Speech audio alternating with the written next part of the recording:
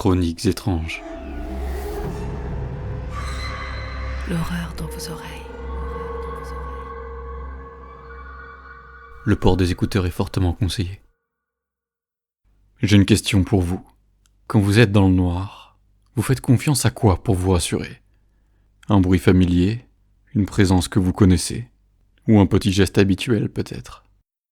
Parce que l'histoire que je m'apprête à vous raconter commence comme ça. Marie a 30 ans, elle est graphiste freelance. Elle travaille de chez elle, dans une maison de 4 pièces en bordure de Lyon. Assez proche de la ville pour ne pas se sentir isolée. Assez loin pour avoir un bout de jardin et du silence le matin. La porte d'entrée avait ce clac sec qu'on prend pour un verrou. Sauf que si on ne tourne pas la clé, ce n'est qu'un bruit. C'est une femme rationnelle, organisée et autonome. Le genre à avoir un planning sur le frigo et des listes de courses rangées par rayon. Elle vit seule avec Paco. Paco, c'est un beagle de 5 ans. 12 kilos de poils roux et blancs. Et un talent tout particulier pour voler les chaussettes. Il dort sous le lit depuis qu'il est tout petit. Marie a essayé de l'en dissuader pendant 1 an, mais elle a fini par abandonner. C'est son endroit à lui. Vous savez ce qu'on dit, telle maîtresse, tel chien. Eh bien, pour Paco, c'est totalement faux. Cette boule de poils n'a rien d'autonome ni d'indépendant. Il colle sa maîtresse partout. Il suffit que Marie se lève de sa chaise pour entendre les petites griffes de Paco sur le plancher. Quand sa maîtresse va se coucher, il ne tarde jamais à la suivre. Il vient poser son museau froid sur le bord du matelas pour vérifier que Marie est là, puis il disparaît dessous. Ce soir-là, Marie est d'humeur légère. Elle a un date demain. Un premier rendez-vous avec un homme rencontré sur une application de rencontre 1 semaine plus tôt. Elle n'est pas du genre à se faire des films. Elle a connu trop de premiers rendez-vous décevants pour ça. Mais celui-là, il est drôle. Il écrit bien et surtout, elle le trouve mignon. Et il répond vite, sans être envahissant pour autant. Il s'appelle Thomas. Les premiers échanges avaient été assez classiques. Banals même. Vous voyez le genre. Qu'est-ce que tu fais dans la vie ? T'as des frères et sœurs ? Tu lis ou pas ? Les questions passe-partout qu'on pose quand on ne sait pas encore très bien qui est l'autre. Puis, au fur et à mesure, elle a pris l'habitude de lui parler tous les jours. Au point où lorsqu'il ne parlait pas, ça lui manquait. Il avait quelque chose de naturel et rassurant. Contrairement à ses anciens dates qui misaient tout sur le paraître. Leurs échanges ressemblaient à des choses comme... T'as un animal ? Oui, un chien. Un beagle. Il s'appelle comment ? Elle avait souri en tapant la réponse. Les gens qui posent des questions sur les animaux, c'est bon signe en général. Paco. Il avait répondu un emoji qui rit. Puis... T'es souvent chez toi la journée ? Elle avait trouvé ça un peu direct, mais elle avait répondu que oui. Elle travaillait chez elle. Il avait dit que c'était bien et qu'il enviait ça. Puis la conversation était vite passée à autre chose. Elle n'y avait pas repensé. Jusqu'au lendemain soir, l'avant-veille du rendez-vous, quand il avait écrit. On se retrouve où ? Je peux venir te chercher si tu veux. Elle avait hésité 1 seconde. Parce que non, quand même, on ne donne pas son adresse à quelqu'un qu'on n'a jamais vu. C'est sympa, mais on se retrouve directement au bar. C'est plus simple. Il y a un endroit sympa près du centre. Quel bar ? Je connais pas trop le coin. Elle lui avait envoyé le nom et l'adresse. Il avait répondu. Ok, cool. T'es vers quel quartier toi ? Histoire que je calcule l'itinéraire pour qu'on arrive à peu près en même temps. Elle avait regardé le message quelques secondes.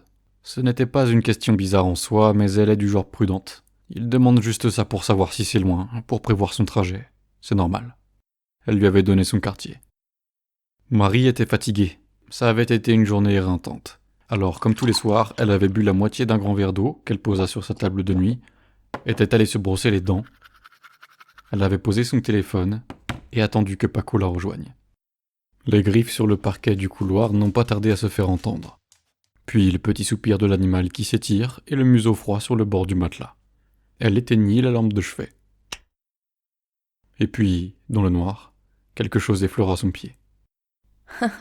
Tu me chatouilles, Paco, arrête. J'ai pris ma douche. Ne me lèche pas, gros dégueu. Elle rentra son pied sous la couverture. Chut, tais-toi, Paco. Elle s'était endormie.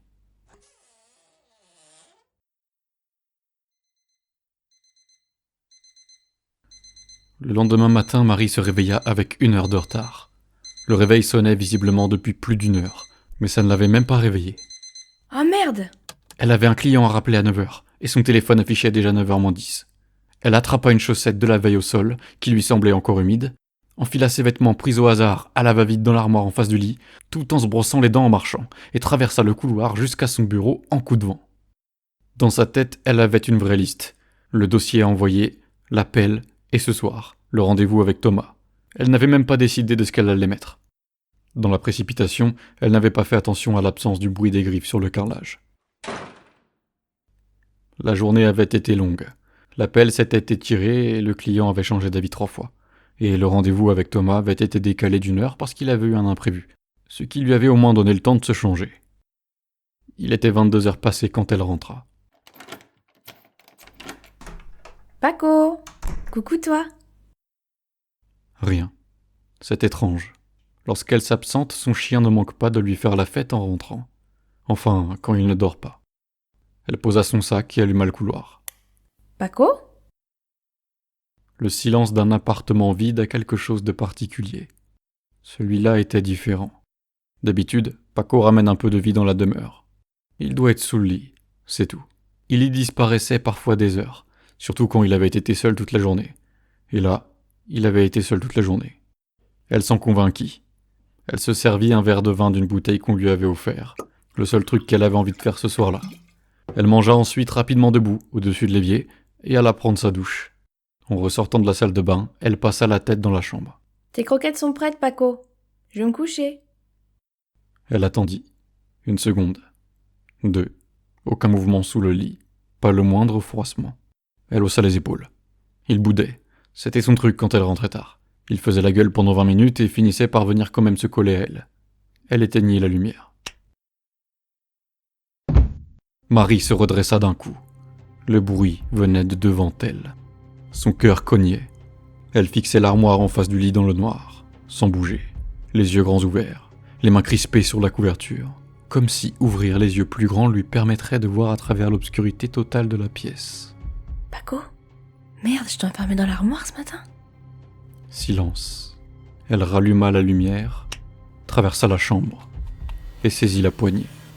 Elle ouvrit. Ses vêtements, ses boîtes à chaussures et un pull qui avait glissé de son cintre s'étaient affaissés sur le sol. Rien d'autre. Elle referma lentement. Souffla. C'était le pull qui tombe. Ça doit faire ce bruit-là. Elle éteignit de nouveau, rentra ses pieds sous la couverture et se recoucha. Elle finit par s'endormir, rassurée, en entendant la respiration de son chien sous le lit. Il était 3 heures du matin quand Marie ouvrit les yeux. Un bruit sourd avait traversé le silence. Elle ne savait pas encore si elle l'avait vraiment entendu ou si c'était les dernières secondes d'un rêve qui se dissipait. Elle fixa le plafond, la gorge sèche. Ses pieds étaient moites, une sensation froide et collante dans le bas du drap, sûrement à cause du stress. Elle les bougea machinalement. Cette fois, elle se redressa d'un coup. Paco? Rien, pas de froissement sous le lit, pas de griffes sur le parquet, pas le moindre soupir. Elle commença à cogiter. Paco, t'es là? Elle tendit la main vers sa lampe de chevet. Elle hésita. L'obscurité lui semblait soudainement plus épaisse, due à ce sentiment qu'on connaît tous, comme si allumer la lumière risquait de confirmer quelque chose qu'elle ne préférait pas savoir. Elle l'alluma quand même. La chambre était vide. Elle se mit à respirer un peu plus lentement, mais son cœur, lui, battait de plus en plus fort. L'armoire était toujours fermée. Une idée qui ne plaisait pas lui traversa l'esprit. Elle se pencha lentement sur le bord du matelas, baissa la tête et souleva le bas du drap, et elle regarda sous le lit. Vide. Il n'y avait rien. Elle resta comme ça quelques secondes, penchée dans le vide, les yeux qui balayaient sous le lit. Ses chaussures, une boîte et de la poussière dans le coin. Rien d'autre. Elle souffla. Paco avait dû changer de pièce cette nuit. Ça lui arrivait. Et le bruit, c'était encore ce fichu pull. Ou plutôt autre chose vu le bruit. Elle se redressa, traversa la chambre, posa la main sur la poignée de l'armoire et l'ouvrit. Encore. Quelque chose lui tomba dessus. Quelque chose d'à peine encore chaud. Ses mains le reconnurent avant que son cerveau ait eu le temps de suivre. Les oreilles tombantes, le pelage court, la truffe froide contre sa joue. C'était Paco. Elle allait crier. Mais elle sentit le souffle. Dans son cou. Chaud, lent, absolument immobile. quelqu'un se tenait à moins d'1 mètre derrière elle. Quelqu'un qui avait attendu, dans le noir, sous le lit, pendant des heures. Le cri resta encore coincé quelque part entre sa gorge et sa bouche. « Tes pieds sont délicieux. » Marie ne pensa à rien. C'est peut-être ce qui lui sauva la vie. Ne pas penser, ne pas se retourner, ne pas chercher à voir, juste courir. Elle traversa le couloir, déboucha dans la cuisine, ouvrit le premier tiroir et sortit le couteau le plus long qu'elle trouva. Elle se retourna, dos contre l'évier, le bras tendu devant elle. La cuisine était vide. Le couloir devant elle était sombre, mais pas entièrement. La veilleuse de la salle de bain projetait un rectangle de lumière orange sur le sol. Et dans ce rectangle, une ombre apparut lentement. Un bord d'épaule et un côté de visage qui ne bougeait pas. « Bordel, t'es qui, toi? Qu'est-ce que tu veux ?» L'ombre ne répondit pas tout de suite. Puis, très lentement, la tête dépassa le coin du mur. Juste la tête, inclinée sur le côté, comme un animal qui entend quelque chose qu'il ne comprend pas encore, laissant dépasser des yeux vitreux, faiblement brillants dans l'obscurité. « Je veux être ton toutou. » Marie débrancha son cerveau, se laissant guider par son instinct de survie, et se jeta vers la porte d'entrée en prenant ses clés de voiture au passage, arracha le verrou et courut. Sa voiture était garée à 20 mètres plus loin, dans la rue. Elle s'y jeta et verrouilla les 4 portières. Elle fixa la maison, mais ne vit rien. Une pensée lui traversa encore l'esprit. Très lentement, elle se retourna. Elle regarda la banquette arrière. Rien. Elle se retourna à nouveau vers la maison. La porte d'entrée était encore grande ouverte. Dans l'encadrement, la silhouette, immobile, trop grande, la tête toujours inclinée du même côté. Puis il courut vers elle, pas comme un homme qui court. On aurait dit une marionnette désarticulée, les bras trop rapides, le buste trop en avant, une démarche cassée et trop rapide à la fois. Marie n'attendit pas. Elle démarra et écrasa la pédale de droite. Elle s'arrêta 2 rues plus loin, sortit son téléphone et zooma au maximum sur les fenêtres de sa maison. La lumière du salon venait de s'allumer. À travers la baie vitrée, 2 yeux parfaitement ronds et fixes qui regardaient droit dans l'objectif, comme s'ils savaient exactement où elle s'était garée. Et un sourire, trop large, trop haut sur le visage pour être humain. Puis il leva la main, le poing serré, Paco pendant par la queue. Elle appela le 17. Ce qu'elle ne savait pas encore, c'est qu'il n'était pas entré cette nuit-là. Il était entré, bien avant. Les policiers étaient arrivés en moins de 10 minutes. Marie les attendait au bout de sa rue, assise sur le capot de sa voiture, les bras croisés sur elle-même, les yeux rivés sur sa maison. Elle ne l'avait pas quitté des yeux. Ils avaient fouillé la maison pendant près de 2 heures, pièce par pièce, placard par placard. Ils avaient pris des photos, posé des questions et pris des notes. Le résultat était sans appel. Rien. Pas de traces d'effraction, pas d'empreinte exploitable. Paco, lui, avait bien été étouffé. Mais comment et par quoi? C'était impossible à dire avec certitude pour le moment. L'un des agents avait ramassé le verre posé dans le salon, celui dans lequel Marie avait bu ce soir-là, et l'avait glissé dans un sachet sans faire de commentaire. Ce n'est que 2 jours plus tard qu'on lui annonça ce qu'il contenait, des résidus de somnifères. La dose était faible, mais suffisante pour assommer le sommeil sans que ça se voie. Suffisante pour que rien ne puisse la réveiller, hormis peut-être un gros bruit sourd. Les policiers lui avaient conseillé de changer ses serrures, de porter plainte contre X et de rester seul dans la maison le temps de l'enquête. Ils avaient dit tout ça avec un ton de gens qui ont l'habitude de refermer des dossiers, comme s'ils voulaient en finir assez rapidement, sans trop s'attarder sur le sujet. Elle n'avait pas insisté. Elle avait appelé Lucie, sa meilleure amie depuis le lycée, qui avait décroché à la 2e sonnerie et dit « T'arrives quand tu veux. » sans lui demander de tout expliquer. De toute façon, elle lui avait déjà quasiment tout raconté par message vocal. Elle avait passé 4 jours chez elle, et on peut la comprendre. Il était inenvisageable de retourner dans sa maison à ce stade. Elle avait l'impression qu'on lui avait violé son intimité, en plus d'avoir tué son meilleur ami. C'est pendant ces 4 jours que Thomas avait rappelé. Elle avait fixé son prénom sur l'écran un long moment, avant de décrocher. Pas de méfiance particulière, juste cette fatigue de devoir encore tout raconter et de trouver les mots pour décrire quelque chose qui lui semblait déjà irréel à elle-même. Mais il n'avait pas attendu qu'elle explique quoi que ce soit. Il avait dit qu'il avait vu qu'elle n'allait pas bien, qu'il ne voulait pas la brusquer et qu'il était là si elle avait besoin. C'est lui qui avait parlé le moins. Et ça lui avait fait du bien. La maison était en vente depuis le lendemain matin. Marie avait trouvé un appartement dans un autre quartier de Lyon. Plus grand, mieux exposé, dans une rue qu'elle ne connaissait pas encore. La vente s'était conclue en 3 semaines, le prix avait été revu, mais elle s'en fichait. Elle voulait juste que ce soit fini et recommencer à zéro. Ça y est, il ne restait plus qu'une étape, les cartons. Lucie avait proposé de l'accompagner pour la première journée, un couteau à la main en rigolant, mais avec une pointe de sérieux dans les yeux. Elles avaient fait le tour des pièces ensemble méthodiquement, avant de commencer quoi que ce soit. Chaque placard, chaque recoin, chaque espace assez grand pour contenir quelqu'un. Elles n'avaient rien trouvé. La maison était vide, vraiment vide cette fois.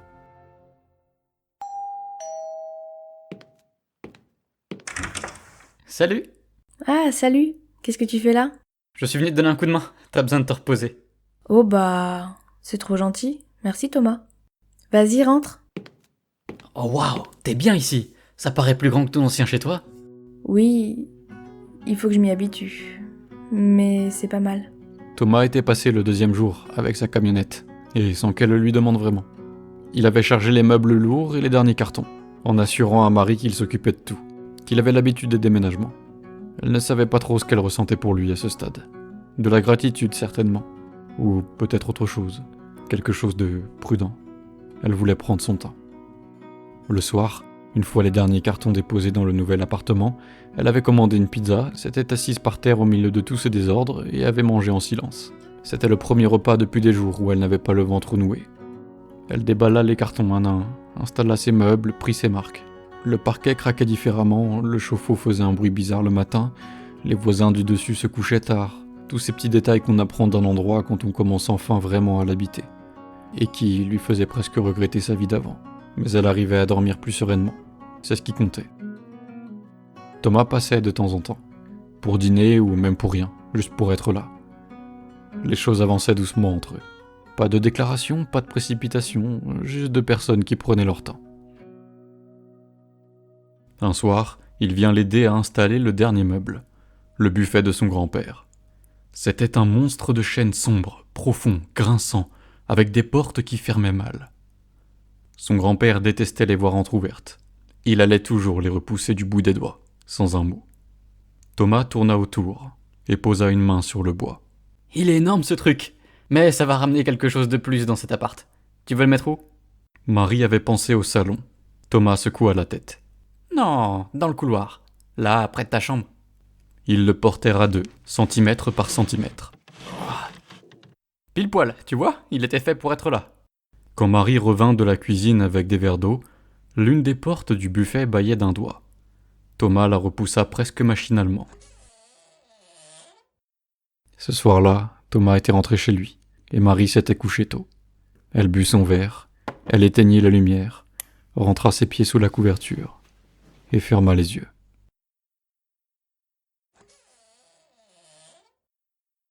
Tu m'avais manqué.